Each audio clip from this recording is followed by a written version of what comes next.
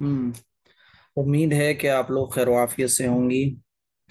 Last class में आप अल्हम्दुलिल्लाह। क्या पढ़ाया गया था वो मुझे कोई बताए।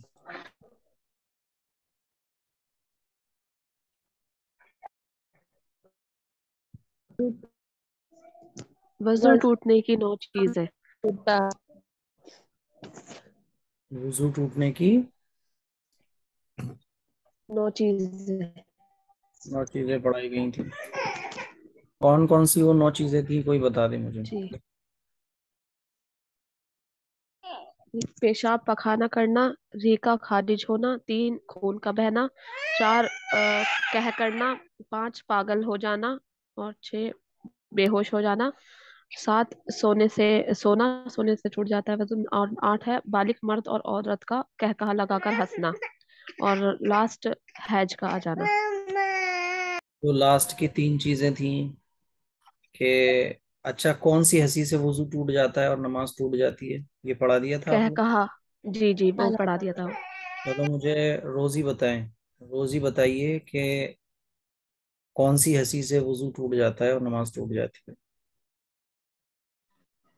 जी, क्या क्या कहा लगाने से नमाज वजू टूट जाता है।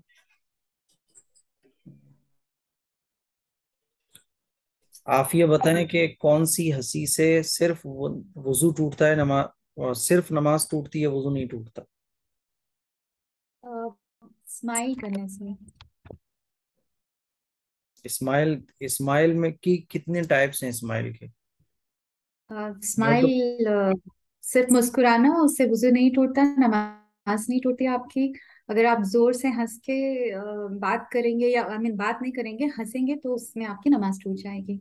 कितनी जोर से। अब वो जोर से हंसने के भी तो 2 टाइप्स हैं। जैसे कि थोड़ी दूर पास बैठा इंसान सुन सके उस वक्त। हाँ, मैंने बताया था कि स्माइल के भी 3 टाइप्स होते हैं। एक तो जी सिर्फ मुस्कुराना जिसको तबस्सुम कहा जाता है, तो उससे तो ना नमाज टूटेगी ना वजू टूटेगा। और एक जी होता है हंसना, इतनी जोर से हंसना कि उसकी आवाज बराबर वाले को तो नहीं पहुंच रही लेकिन आपको सुनाई आ रही है, तो उससे नमाज जी टूट जाएगी, वजू नहीं टूटेगा।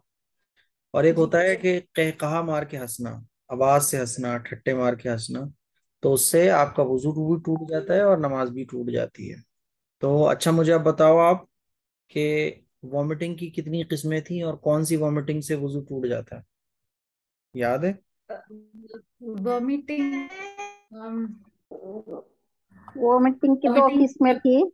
हाँ। मैंने तीन जब बता मुंह से करके खाना। आप खाना अगर मुंह में आ जाए खाना। आपका। जी। आफिया को जवाब देना तो पहले। हम्म। अम, हाँ, अगर खाना पूरा आपके मुंह में आ जाए, और उस वक्त आपका वजू टूट सकता है, नमाज टूट सकती है। लेकिन अगर सिर्फ आपको वॉमिटिंग जैसा नौजिया फील हो रहा है, तो उस वक्त आपकी नमाज नहीं टूटेगी। बट मुंह में अगर खाना आ जाए आपका पूरा बाहर, तो नमाज टूट सकती है। हाँ, यानी अगर जैसे मान लीजिए बाज दफा हम लोग कोई खाना वगैरह खाते हैं तो उसमें क्या होता है कि थोड़ी बहुत हम झुके या कुछ मुंह में आ गया तो उससे रोजा वजू नहीं टूटेगा और रोजा भी नहीं टूटेगा। ये भी याद रखें, जैसे कुछ लोग रमजान में पूछते हैं कि वॉमिटिंग हो गई, रोजा टूट गया। मुंह भरने का मतलब क्या है कि वो आपके कंट्रोल में नहीं, ये सारा का सारा निकल गया। जब मुंह भर के कह होगी, वॉमिटिंग होगी, तो वो आपके मुंह में रुकेगी नहीं, डायरेक्ट बाहर आ जाएगी। तो उससे क्या जी, होता है, स्वैग वजू टूट करके जाता बाहर है। इसी तरह निकलेगी। से खून, जमा हुआ खून अगर है तो वो भी अगर मुंह भर के है, यानी जमा हुआ खून का मतलब ये कि उसके जो गोश्त टाइप का खून, मतलब जमा हुआ जो आता है बलगम की तरह, वो। और अगर खून का एक कतरा भी अगर आ गया वॉमिटिंग के साथ तो भी वजू टूट जाएगा। तो ये टूट सारी चीजें जाएगा। आप लोगों को पढ़ा दी गई थी।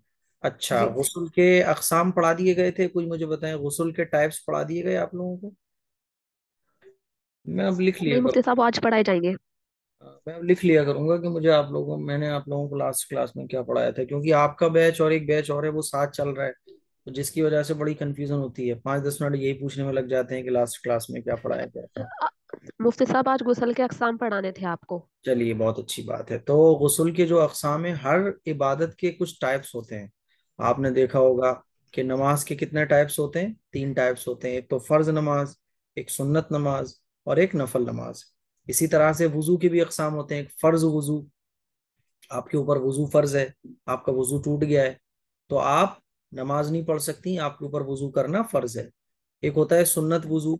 वुजू के दो ही टाइप्स हैं, सुन्नत वुजू। सुन्नत वुजू कौन सा होता है कि आपने वुजू से इबादत कर ली, एक आपका वुजू है अभी और आपको अभी वुजू करने की जरूरत नहीं है, आप अगर वुजू ना करो तब भी आप नमाज पढ़ सकती हो। लेकिन एक इबादत करने के बाद उस पर आप नई इबादत के लिए वुजू कर रही हो, तो एक वुजू से कोई एक इबादत करने के बाद फिर दूसरी इबादत के लिए अलग से वुजू करना, वुजू होने के बाद भी, इसको कहा जाता है मसनून वुजू। इसी तरह से गुस्ल के भी बहुत सारे अकसाम हैं। एक तो गुस्ल फर्ज फर्ज होता है, फर्ज गुस्ल यानी आपके ऊपर गुस्ल फर्ज हो गया। जिन चीजों से गुस्ल फर्ज हो जाता है वो भी मैं अभी आप लोगों को बताऊंगा। और एक होता है कि आपके ऊपर गुस्ल फर्ज तो नहीं हुआ, जैसे कि मान लीजिए हम जुमे वाले दिन गुस्ल करते हैं, तो जुमे वाले दिन जो हम गुस्ल करते हैं वो एक्स्ट्रा गुस्ल होता है, हमारे ऊपर गुस्ल फर्ज नहीं है। मान लीजिए मिसाल के तौर पर मेरे ऊपर गुस्ल फर्ज नहीं, जुमा आ गया, तो ये मेरी मर्जी है कि अगर मैं जुमे के दिन नहा हूं, जुमे के दिन गुस्ल कर लूं, तो वो सुन्नत गुस्ल पर अमल करने का मुझे सवाब मिल जाएगा। लेकिन अगर जुमे के दिन मैं ना नहाऊं तो मेरी नमाज हो जाएगी। वो जुमे के दिन गुस्ल करना सुन्नत है। तो गुस्ल के जो हैं वो तीन किस्में हैं। नंबर एक, फर्ज गुस्ल।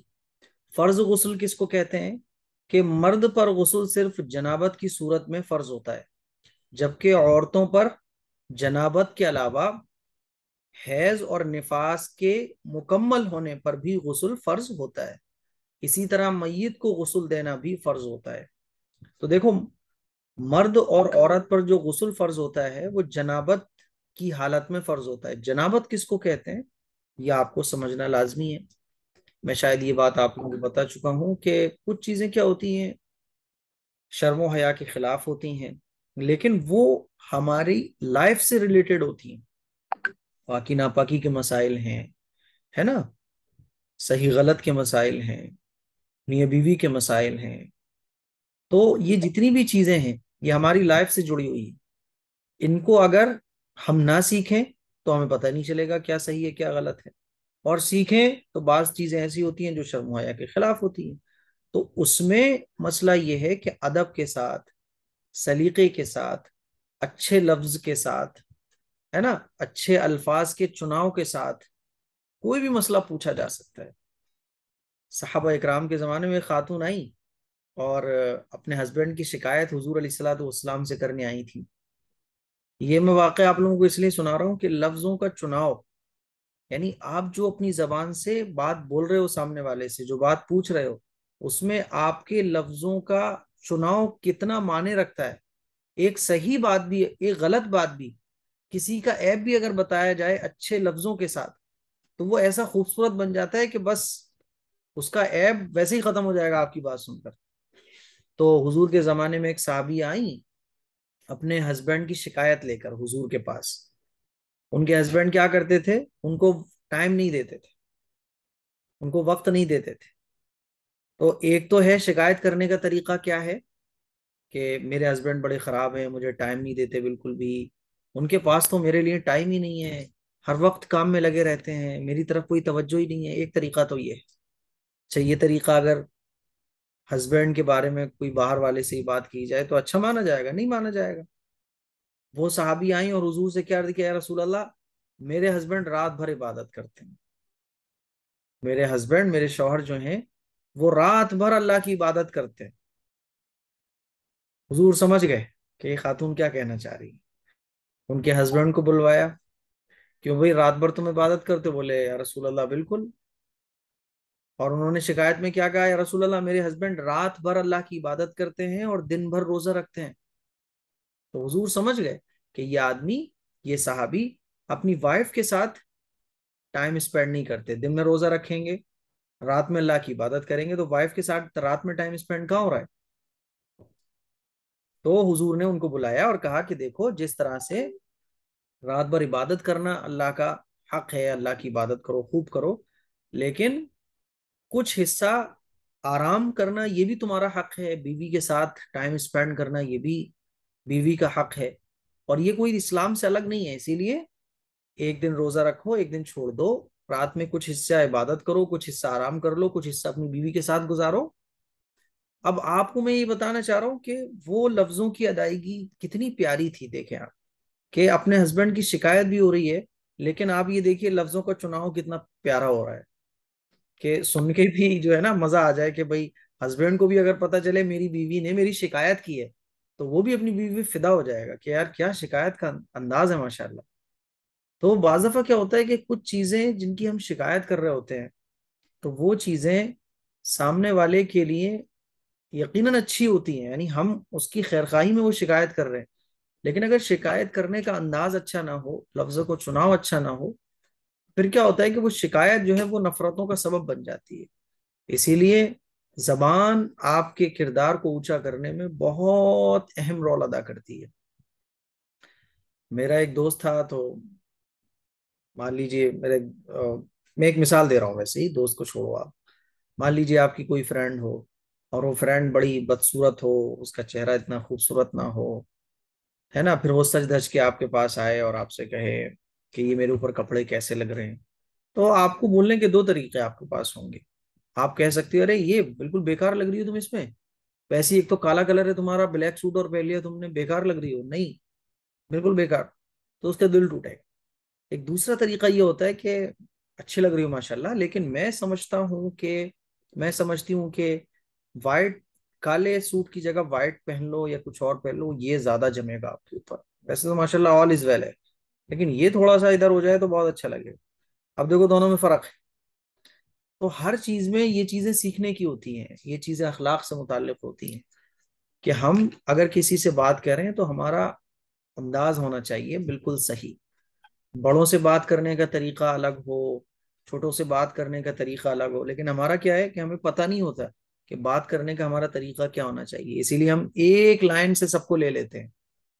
अपने पापा से बात कर रहे हैं तो वो भी उसी लहजे में, अपने हस्बैंड से बात कर रहे हैं वो भी उसी लहजे में, और अपने छोटे भाई से बात कर रहे हैं वो भी उसी लहजे में। हम अपने वालिद साहब के साथ पिछले हफ्ते सफर में थे, तो कोई बात हुई तो वालिद साहब ने बोला ऐसे ऐसे ऐसे हो जाए, अब वो बात गलत है, यानी वो बात गलत है, उनको पता नहीं है या वो नहीं समझ पा रहे, मेरे अकॉर्डिंग वो बात गलत है। तो एक तो ये है कि मैं कहूँ नहीं आप गलत कह रहे हो, ये सही नहीं है। तो बाप से इस अंदाज में अगर आप बोलोगी अपने वालिद साहब से कि पापा ये गलत है, आप गलत कह रहे हो, तो देखो ये लफ्ज जो है ना बहुत अजीब लग रहा है कि हम छोटे होके अपने पापा से कहें कि आप गलत हो। एक होता है कि नहीं पापा बात तो आपकी आपकी ठीक ठाक है, लेकिन अगर ये चीज ऐसे हो जाए तो ज्यादा अच्छी है, इसमें फायदे ये हैं। तो अपने बड़ों से बात करने का अंदाज हमारा कैसा होना चाहिए, या ये सारी चीजें सीखने से आती हैं। समझ रही हैं बात को? तो मैं क्या बता रहा था कि हर चीज सीखी जा सकती है, लफ्जों का चुनाव। जैसे मान लीजिए कुछ मसले आते हैं जो मैं अब पढ़ाऊंगा, तो आपको हो सकता है थोड़े से और लगे, लेकिन उन मसलों को जानना भी जरूरी है। और अच्छे लफ्जों के साथ मैं आपको बता भी सकता हूँ, और अच्छे लफ्जों के साथ आप मुझसे पूछ भी सकती हो। ठीक है। अब जैसे गुस्ल का मसले हैं, तो गुस्ल के मसले थोड़े से शर्मो हया के खिलाफ हैं, लेकिन चूंकि हमारी लाइफ का पार्ट है, हम उसको नहीं सीखेंगे तो उससे हमें पता नहीं चलेगा क्या सही है क्या गलत है। इसलिए वो मसले सीखे भी जाते हैं। जैसे गुस्ल फर्ज कब होता है, तो मर्द पर गुस्ल फर्ज होता है जनाबत की हालत में, और औरत पर भी जनाबत की हालत में गुस्ल फर्ज हो जाता है। अब ये जनाबत किसको कहा जाता है, हो सकता है बहुत सारी हमारी बहनों को पता ना हो, नहीं पता, बल्कि ज्यादातर पता ही नहीं होता जनाबत किसको कहते हैं। उर्दू की किताबों में भी आप लिखा हुआ देखोगी कि जनाबत जनाबत जनाबत किसको कहा जाता है। जनाबत कहा जाता है कि जब मियाँ बीवी एक दूसरे से मिल लेते हैं, तो मियाँ बीवी के मिलने के बाद जब दोनों डिस्चार्ज हो जाते हैं, तो उसको कहा जाता है जनाबत। यानी मियाँ बीवी के मिलने के बाद गुस्ल फर्ज हो जाता है मियाँ बीवी दोनों पर। तो मियाँ बीवी के मिलने के बाद उसको कहा जाता है जनाबत, जुम्बी हो जाना, यानी नापाक हो गए अब आप। तो मियाँ बीवी जब एक दूसरे से मिल लेते हैं, तो उसको कहा जाता है जनाबत की हालत, यानी अब नापाक हो गए मियाँ बीवी। मर्द औरत जब एक दूसरे से मिल लें, तो फिर वो नापाक हो जाते हैं और उनको कहा जाता है जुम्बी, और नापाकी की इस हालत को कहा जाता है जनाबत। ठीक है। तो मर्द पर गुस्ल सिर्फ जनाबत की सूरत में फर्ज होता है, और ये नापाकी यानी डिस्चार्ज होना या तो बीवी के साथ मिलकर हो, या फिर जिसको कहा जाता है एहतिलाम हो जाना, नाइट फेल हो जाना, यानी ख्वाब में कुछ ऐसा दिखा कि जिससे मनी निकल जाती है, आदमी डिस्चार्ज हो जाता है। तो उस सूरत में भी क्या होता है कि गुस्ल फर्ज हो जाता है। बात समझ आ रही है? तो मर्द पर जो गुस्ल है वो सिर्फ जनाबत की हालत में फर्ज होता है, जबकि औरतों पर गुस्ल फर्ज हो जाने की बहुत सारी सूरतें हैं। यानी बहुत सारे रीजंस, 3-4 रीजंस हैं कि अगर वो रीजन सारे पाए जाएं या उनमें से कोई एक रीजन पाया जाए तो गुस्ल फर्ज हो जाता है। जैसे जनाबत, औरत पर भी जनाबत की हालत में, यानी मान लीजिए किसी औरत ने अपने हस्बैंड के साथ हम बिस्तरी की, दोनों मियां बीवी एक दूसरे से मिले, तो औरत के ऊपर गुस्ल फर्ज हो गया। इसी तरह से मान लीजिए ख्वाब में कुछ ऐसा नजर आया जिससे डिस्चार्ज हो गया, तो भी गुस्ल फर्ज हो जाएगा। और दूसरी जो चीज है वो है हैज, जो महीने में जो पीरियड आता है, तो पीरियड मुकम्मल हो जाने के बाद भी औरत पर गुस्ल फर्ज हो जाता है। निफास, निफास किसको कहते हैं? निफास कहा जाता है कि बच्चे की पैदाइश के बाद जो खून आता है, जो ब्लीडिंग होती है, तो वो बंद जब होगी तो उसके बाद भी गुस्ल फर्ज हो जाता है औरत के ऊपर। अच्छा, आमतौर पर यह समझा जाता है कि बच्चे की पैदाइश के बाद जो औरत के ऊपर जो ब्लीडिंग होती है, यानी जो औरत नापाक रहती है, वो 40 दिन तक रहती है, और 40 दिन मुकम्मल हो जाने के बाद फिर औरत के ऊपर गुस्ल फर्ज हो जाएगा। हालांकि ऐसा नहीं है, 40 दिन तो ज्यादा से ज्यादा टाइमिंग है। यानी मान लीजिए किसी औरत को बच्चे की पैदाइश हुई और माँ बनने के बाद वो ब्लीडिंग चल रही है, खून आ रहा है, तो 40 दिन तो लास्ट है। यानी 40 दिन के बाद भी अगर वो खून आना बंद ना हो तो फिर 40 दिन कंप्लीट करने के बाद वो औरत गुस्ल करेगी, और ये जो खून आ रहा है इसको किसी बीमारी की वजह से माना जाएगा, ये निफास का खून नहीं माना जाएगा। और कम से कम कोई टाइमिंग नहीं है, बच्चे की पैदाइश हुई और ब्लीडिंग बंद हो गई तो वो औरत के ऊपर फौरन गुस्ल फर्ज हो जाएगा, और वो गुस्ल करने के बाद पाक है, अब वो नमाज पढ़ सकती है। और कम से कम टाइमिंग की कोई लिमिट नहीं है, 1 दिन, 2 दिन, 1 मिनट, बच्चे की पैदाइश के फौरन बाद। ज्यादा से ज्यादा 40 है, लेकिन लोगों ने ज्यादा से ज्यादा 40 को ही ले लिया, और ये समझा जाता है कि 40 दिन कंप्लीट करना जरूरी है। ऐसा नहीं है, 40 दिन कंप्लीट करना जरूरी नहीं है, बल्कि असल है कम से कम, यानी जब भी खून आना बंद हो जाएगा तो उस औरत के ऊपर गुस्ल फर्ज हो जाएगा। और इसी तरह मैयत को गुस्ल देना भी फर्ज है। मैयत को गुस्ल देना भी फर्ज है। किसी का, मुझे बहुत साल पहले की बात है, तकरीबन 3-4 साल पहले की बात है, एक साहब का एक्सीडेंट हो गया था, अल्लाह ताला हम सबकी एक्सीडेंट से हिफाजत फरमाए। तो उनका एक्सीडेंट हो गया, और किसी गांव देहात में उनका एक्सीडेंट हुआ था। तो उनका पोस्टमार्टम होके बॉडी आई, तो पोस्टमार्टम के बाद तो आपको पता है बॉडी की हालत क्या हो जाती है। तो वहां के लोगों ने क्या करा कि गुस्ल दिए बगैर ही उनको दफन कर दिया। बाद में मुझे साहब ने पूछा कि वो गुस्ल तो नहीं दिया था, तो मैंने कहा गुस्ल देना चाहिए, गुस्ल देना फर्ज है। तो मैयत को जो गुस्ल दिया जाता है वो गुस्ल देना फर्ज है। पोस्टमार्टम हो गया, बाज दफा क्या होता है कि एक्सीडेंट होता है तो बॉडी बिल्कुल कचूमर बन जाता है, बॉडी का पता ही नहीं होता हाथ कहाँ है, पैर कहाँ है, बल्कि समेट उसको जमा करना पड़ता है बॉडी को। तो उसमें क्या होता है, उस सूरत में भी गुस्ल दिया जाएगा। यानी बॉडी के जो पार्ट ऐसे हैं जो बाकी बचे हुए हैं, मान लीजिए हाथ बचा हुआ है, ये हाथ बचा हुआ है, तो जो भी चीज एक्सीडेंट के बाद बची हुई है, पोस्टमार्टम के बाद जैसी भी हालत है बॉडी की, बहरहाल गुस्ल दिया जाएगा। मैयत को गुस्ल देना ये फर्ज है। पानी डालिए आप जैसे डाल सकते हो, ठीक है। बाद दफा लोग क्या सोचते हैं कि पोस्टमार्टम हो गया, अब बॉडी में तो कुछ बचा नहीं है, भाई सर कुचल गया, पेट कुचल गया, लेग्स सारी कुचल गई, कुछ नहीं बचा, कुछ पार्ट बॉडी के बचे हैं, अब वो गुस्ल कैसे दें? तो बाज लोग क्या कहते हैं, भाई ये तो गुस्ल नहीं हो सकता, माफ है गुस्ल, अब ऐसे ही दफन कर दो। ऐसा नहीं है, आप चाहे बॉडी को एक कपड़े पे रखे, पानी बहाओ, लेकिन गुस्ल देना पड़ेगा। जितना मुमकिन हो आपको एक बार वॉश करना पड़ेगा, ठीक है। तो मैयत को गुस्ल देना भी फर्ज है। तो फर्ज गुस्ल आपको समझ आ गया। अब मान लीजिए इन चीजों में से, अब मान लीजिए आपको कोई पूछे कि गुस्ल कब फर्ज होता है, तो आपको ये देखना है कि उसके साथ अगर ये सारी चीजें जो मैंने अभी आप लोगों को पढ़ाई हैं, ये चीजें उसके साथ हुई हैं, तो गुस्ल उसके ऊपर फर्ज होगा, अदरवाइज नहीं होगा, ठीक है। गुस्ल की दूसरी किस्म है सुन्नत गुस्ल। सुन्नत गुस्ल कौन सा है? जुमे के दिन गुस्ल करना। मान लीजिए आपके ऊपर गुस्ल फर्ज नहीं हुआ, गुस्ल फर्ज कब होगा? उन्हीं सारी चीजों से गुस्ल फर्ज होगा जो मैंने अभी ऑलरेडी आप लोगों को फर्ज के सेक्शन में पढ़ाई है। तो दूसरा गुस्ल है सुन्नत गुस्ल, जुमे के दिन गुस्ल करना सुन्नत है। मान लीजिए जुमे का दिन आ गया, बाज लोग तो जुमे का दिन आने के बाद नमाज इसलिए नहीं पढ़ते क्योंकि वो उस दिन नहाए नहीं होते, पानी खत्म हो गया साहब, पानी खत्म हो गया, या आप सब बाहर थे, घर पे आए तो टाइम नहीं था नमाज का, अब लोग, मैंने देखा है कई लोगों को, भाई नमाज नहीं पढ़ लगा आज जुमे की, अरे क्या करें आज नहा नहीं पाए। तो मैं उनसे पूछता हूँ कि नहा नहीं पाए तो क्या आप पर गुस्ल फर्ज था कि नहीं, मैं नापाक नहीं हुआ था, तो फिर क्यों नहीं कि वो दिल कराहियत कर रहा था। अरे भाई जब आपके ऊपर गुस्ल फर्ज ही नहीं है तो आप जुमे के दिन अगर नहीं नहाए तो नहाए बगैर भी आप जुमे की नमाज पढ़ सकते हो। आप सिर्फ ना नहाने की वजह से जो फर्ज नमाज है उसको छोड़ रहे हो। तो ऐसा नहीं है, जुमे के दिन अगर आप नहा सकते हो नहाओ, सुन्नत पर अमल करो। लेकिन बाई चांस अगर जुमे के दिन नहीं नहा पाते, खवातीन नहीं नहा पाती, तो इसका मतलब ये नहीं है कि आप जुमे के दिन नमाज छोड़ दोगी, बल्कि नमाज आपको पढ़ना होगी। तो जुमे के दिन गुस्ल करना ये भी फर्ज है, सुन्नत है, सॉरी। ईद उल फित्र यानी मीठी ईद जिसको कहा जाता है, ईद उल फित्र और ईद उल अजहा में भी गुस्ल करना सुन्नत है। ठीक है। एहराम बांधने से पहले, एहराम बांधने से पहले भी, जब आप उम्रा हज करने जाओगी तो आपको ये सारी चीजें पता चलेंगी। एहराम बांधने से पहले भी गुस्ल करना सुन्नत है। अरफे के दिन गुस्ल करना सुन्नत है, अरफे के दिन गुस्ल करना सुन्नत है। तो ये मसनून गुस्ल है। ठीक है। यानी इस दिन गुस्ल कर लो, इस टाइम में गुस्ल कर लो, तो बहुत अच्छी बात है, बहुत अच्छा किया आपने। और अगर बाई चांस आप गुस्ल नहीं कर पाती हैं तो इबादत नहीं छोड़नी है, बल्कि आप वजू करके गुस्ल वजू करके आप इबादत को अंजाम दे दो। ठीक है। तीसरी जो किस्म है गुस्ल की वो है मुस्तहब।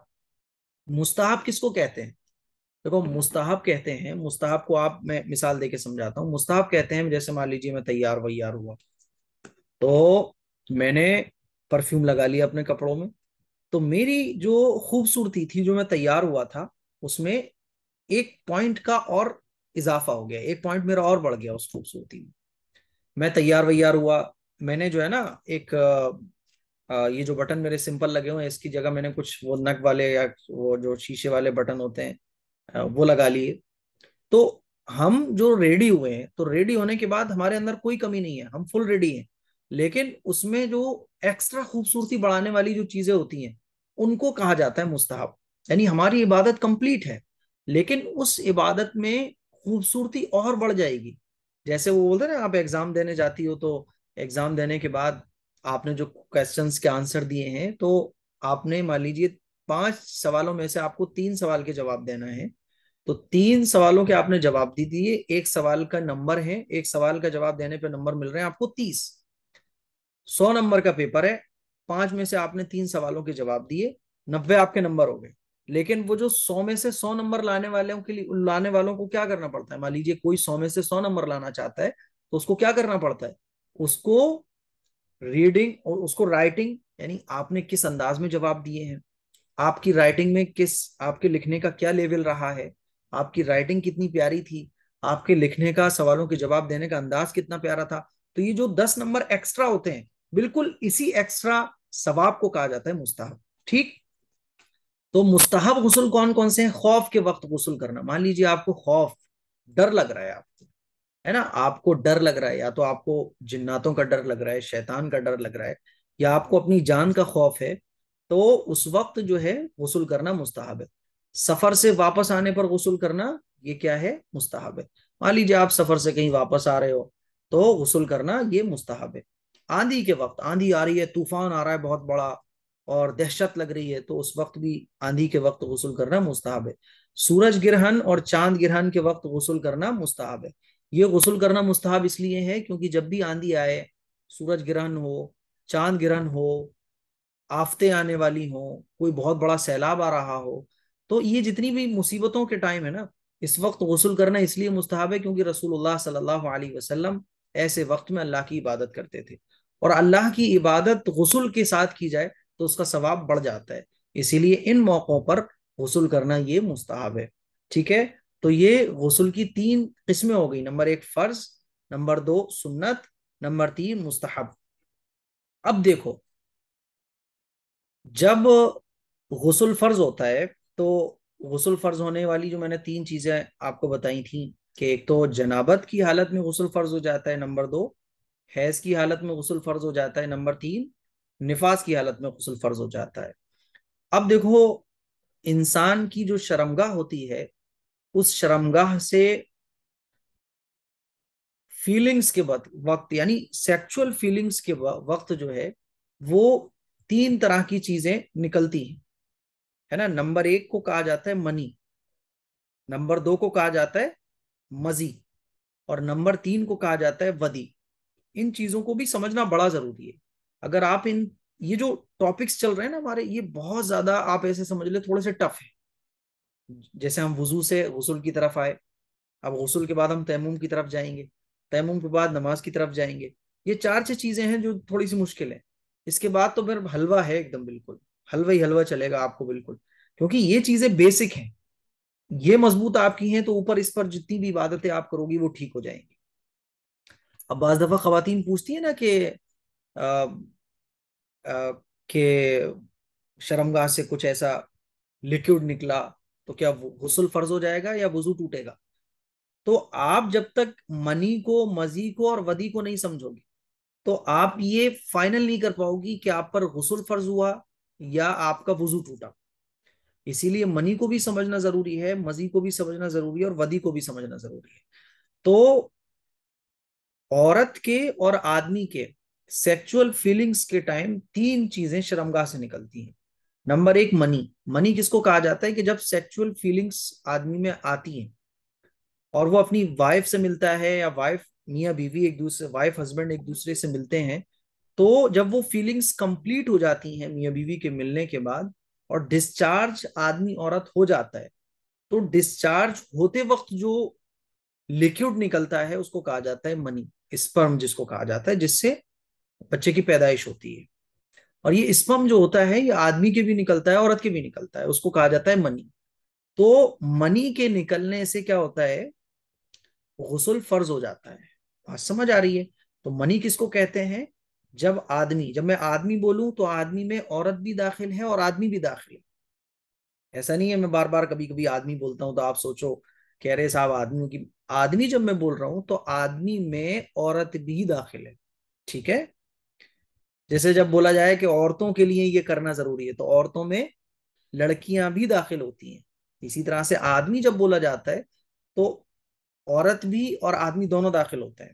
तो मैं जल्दी से अपनी बात कंप्लीट कर रहा हूं कि मनी किसको कहते हैं? जब आदमी हम बिस्तरी करे तो शहवत के साथ, यानी फीलिंग्स के साथ, सेक्सुअल फीलिंग्स के साथ, इसको अरबी उर्दू में कहा जाता है शहवत। तो शहवत के साथ जो मादा निकलता है, मादा यानी जो लिक्विड निकलता है, उसे मनी कहते हैं। और इसके निकलने से गुस्ल फर्ज हो जाता है। क्लियर है? बिल्कुल। नंबर दो, मजी। मजी किसको कहते हैं? कि अभी डिस्चार्ज नहीं हुए हैं, लेकिन वो जो सेक्सुअल फीलिंग्स बढ़ रही हैं, मियां बीवी एक दूसरे से प्यार मोहब्बत कर रहे हैं, तो वो जो सेक्सुअल फीलिंग्स बढ़ती हैं, तो सेक्सुअल फीलिंग्स बढ़ते टाइम जो लिक्विड निकलता है, तो उस लिक्विड के निकलने से वो फीलिंग्स और बढ़ती हैं, उसको कहा जाता है मजी। ठीक है। तो मजी कहते हैं जब आदमी हमबिस्तरी करने लगे तो शहवत के साथ जो कतरे निकले और उससे जोश और ज्यादा बढ़ जाता है, तो उसे कहा जाता है मजी, कहते हैं उसको। और मजी के निकलने से वजू टूट जाता है, ठीक है, गुस्ल वाजिब नहीं होता। तो अब कभी ऐसी सिचुएशन आ जाए तो आपको ये देखना है कि मनी निकली या मजी निकली। और मनी और मजी में फर्क करना ये बिल्कुल आसान है, जैसा कि मैंने आप लोगों को क्लियर बता दिया। तीसरी चीज होती होती है वदी। और वदी कहते हैं वो सफेद लिक्विड, वाइट लिक्विड, सफेद मादा, जो किसी बीमारी की वजह से या कोई वजनी चीज उठाने की वजह से या पेशाब करने के बाद बगैर किसी वजह के निकले, उसको उसको क्या कहते हैं? वदी कहते हैं। किसी ने कोई वजन उठाया तो सफेद तरह का लिक्विड निकल गया, या किसी बीमारी की वजह से कोई सफेद लिक्विड निकल रहा है, या पेशाब के बाद कुछ सफेद आ गया, तो उसको कहा जाता है वदी, कहा जाता है। और वदी के निकलने से भी सिर्फ वजू टूटता है, गुस्ल वाजिब नहीं होता। तो मुझे उम्मीद है आज जो चीजें मैंने आप लोगों को पढ़ाई हैं वो आप लोगों को अच्छे तरीके से समझ आ गई होंगी। अब इस वक्त 8 मिनट हैं अभी हमारे पास, आप लोगों को जो चीज समझ नहीं आई है वो आप मालूम कर लीजिए।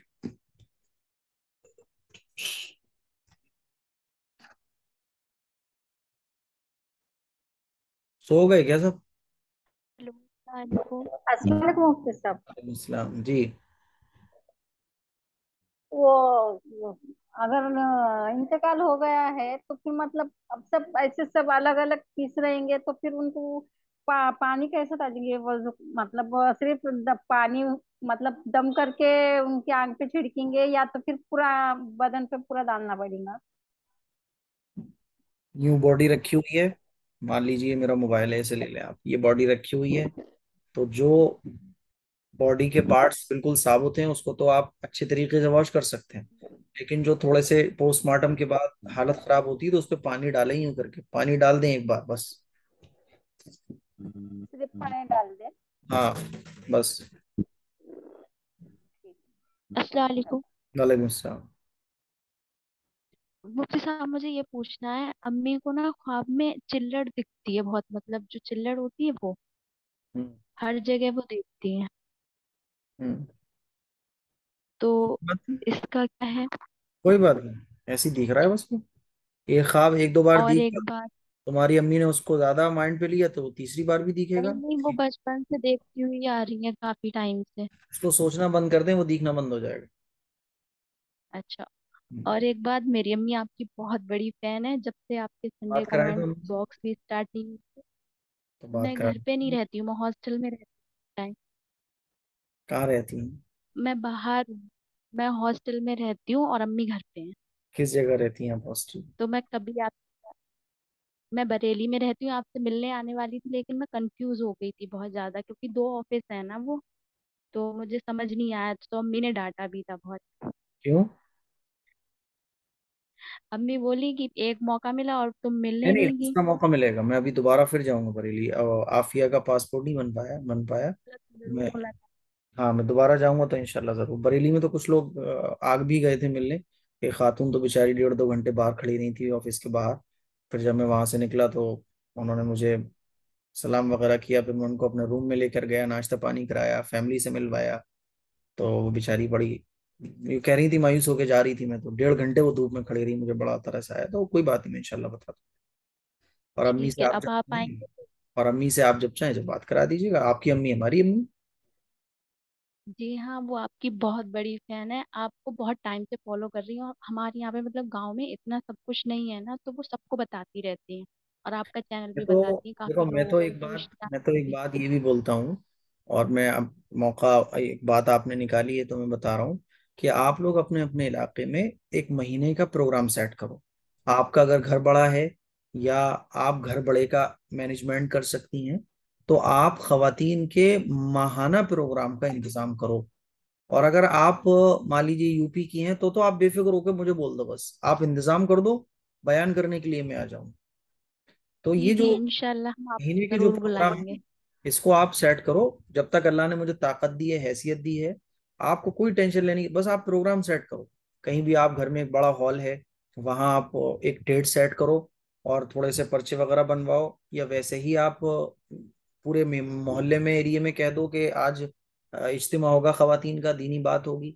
खवातीन जमा हो जाएं, जिस जिस टाइम में भी मुझे बता दो। मैं सफर करके अपने खर्चे पे, मैं तो कहता हूँ खर्चा भी मैं किसी से नहीं लेता, मैं जहां भी जाता हूँ बोलता हूँ भाई मेरा खर्चा रहेगा। तो जब तक अल्लाह दे रहा है, यानी जब तक मेरी हैसियत है, इंशाल्लाह मुझसे आप काम लो। तो ये आप प्रोग्राम मैनेज करो, बाकी बयान करने के लिए मैं आऊंगा इंशाल्लाह।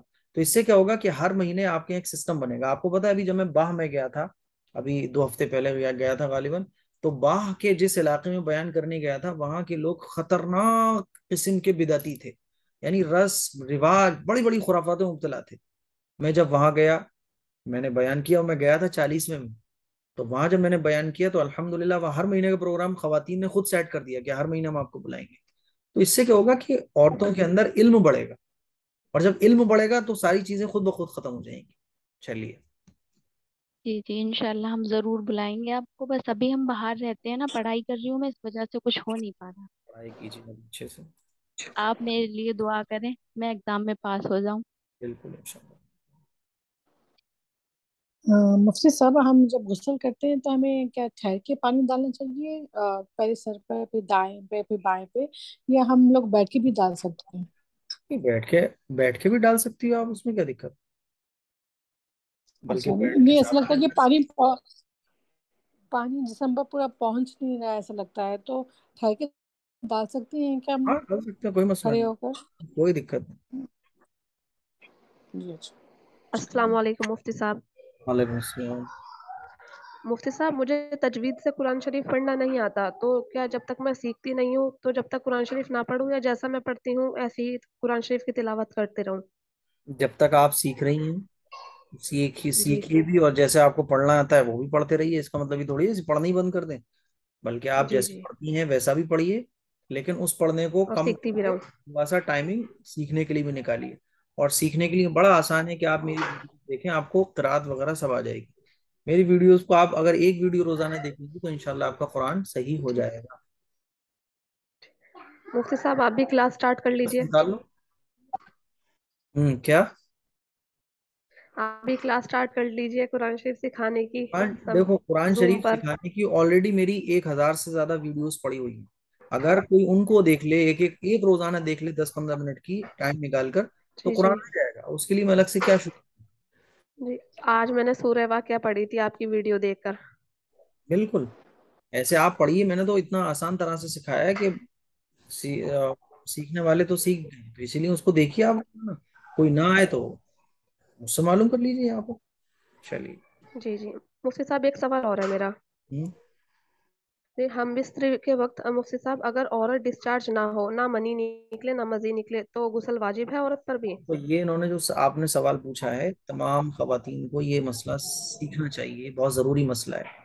क्योंकि मैंने अभी क्या बताया था कि मनी के निकलने से, मियाँ बीवी के हमबिस्तर होने से, तो एक बात हमेशा याद रखो, चाहे औरत डिस्चार्ज हो या ना हो, आदमी डिस्चार्ज हो या ना हो, जब मियाँ बीवी की शर्मगाह मिल गई तो फिर गुस्ल वाजिब हो गए। ठीक है, ये थोड़ा सा डीप जाने का मसला है। तो अब ज़ाहिर है जब पूछ लिया है तो इस मसले को भी समझना जरूरी है कि मियाँ बीवी की जब शर्मगाह मिल गई, ठीक है, आदमी की शर्मगाह औरत की शर्मगाह में जब दाखिल हो गई, तो फिर गुस्ल वाजिब हो गया, चाहे डिस्चार्ज हो या ना।